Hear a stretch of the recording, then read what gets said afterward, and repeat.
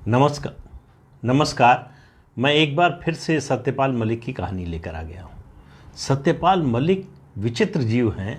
उनके जैसा मुझे लगता नहीं कि भारतीय राजनीति में कोई और है जो झूठ बोलता है, लगातार झूठ बोलता है, फिर मान लेता है कि मैंने झूठ बोला था और उसके बाद एक नया झूठ बोलता है।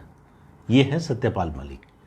उन्होंने, आपको याद होगा, 1.25 साल पहले हरियाणा के दादरी में एक सभा में, एक रैली में किसानों को संबोधित करते हुए, उस समय वो तथाकथित किसान आंदोलन चल रहा था, तो उस आंदोलन के लोगों को संबोधित करते हुए कहा कि मैं प्रधानमंत्री से मिलने गया था, उनसे मैंने जो है कहा कि ये इतने लोग मर गए, और उस पर प्रधानमंत्री ने उनसे कहा कि क्या मेरी वजह से मर गए। उसके बाद हमारा जो है वो एक तरह से झगड़ा हो गया।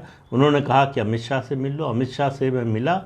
अमित शाह ने कहा कि सत्यपाल, चिंता मत करो, इसका कुछ लोगों ने दिमाग खराब कर रखा है और बहुत जल्दी ही इसको समझ में आ जाएगा। अब ये पूरे देश में बड़ी खबर बनी। भाजपा के जितने विरोधी थे वो उसको ले उड़े। मल्लिकार्जुन खड़गे जो विपक्ष के नेता थे, उन्होंने इस पर जो है टिप्पणी कर दी। दूसरे विपक्षी नेताओं की टिप्पणी आने लगी। एक नैरेटिव बनाया जाने लगा कि प्रधानमंत्री नरेंद्र मोदी और केंद्रीय गृह मंत्री अमित शाह के बीच में कुछ खटपट चल रही है। दोनों एक लेवल पर नहीं, एक पेज पर नहीं है। इस तरह का एक नैरेटिव पूरा तैयार कर लिया गया और सत्यपाल मलिक उसको हवा देते रहे। अभी 2-3 दिन पहले उन्होंने एक वेबसाइट को इंटरव्यू देते हुए कहा कि मैंने उस समय ये झूठ बोला था और मैं इसको अब वापस ले रहा हूँ। आप झूठ को कैसे वापस ले सकते हैं?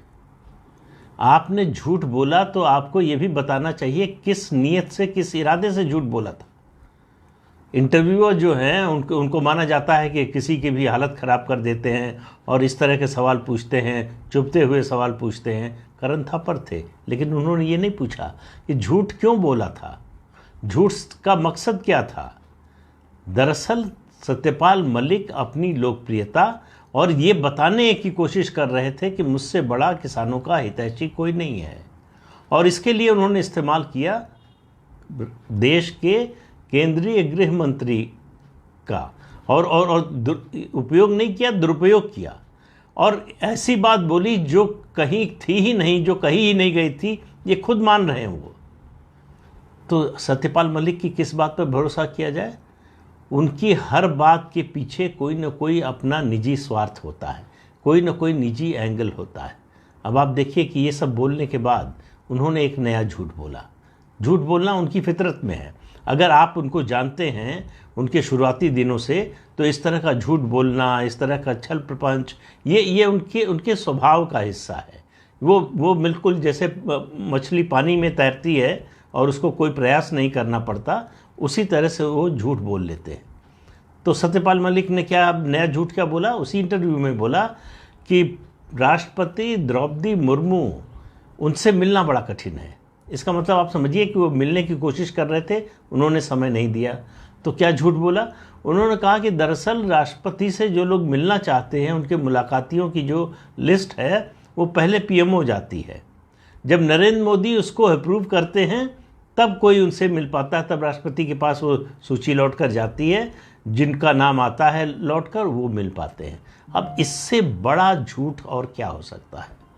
राष्ट्रपति के मुलाकातियों की सूची न कभी गई थी इस तरह से पीएमओ, न जाएगी, न इसके बारे में कोई सोच सकता है कि इस तरह की भी व्यवस्था हो सकती है। लेकिन सत्यपाल मलिक है, कुछ भी बोल सकते हैं। वो अगर केंद्रीय गृह मंत्री के बारे में इस तरह से सरासर झूठ बोल सकते हैं, तो राष्ट्रपति के बारे में बोलने में तो उनको कोई संकोच ही नहीं, उनको कोई डर भी नहीं है। आप इंतज़ार कीजिए, 6 महीने 8 महीने बाद वो इसी बात पर बोलेंगे कि मैंने उस समय झूठ बोला था। तो ऐसे झूठे नेता के बयान पर क्यों भरोसा किया जाना चाहिए? ऐसे झूठे नेता की बात पर क्यों यकीन करके कोई मुद्दा खड़ा किया जाना चाहिए? ये किसानों के अपने को हितैषी बताते थे जब तक आंदोलन चल रहा था, क्योंकि गवर्नर थे, इम्यूनिटी थी, कोई कुछ बोल नहीं सकता था। जब से रिटायर हुए हैं किसानों की बात भूल गए हैं। सिर्फ याद है अगर है तो मुझे सुरक्षा कैसे मिलेगी और मुझे सरकारी मकान कैसे मिलेगा।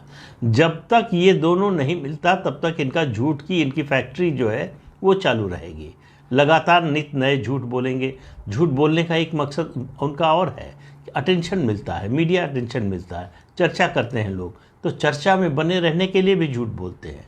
अब आप इंतज़ार कीजिए कि अगला झूठ वो क्या बोलेंगे।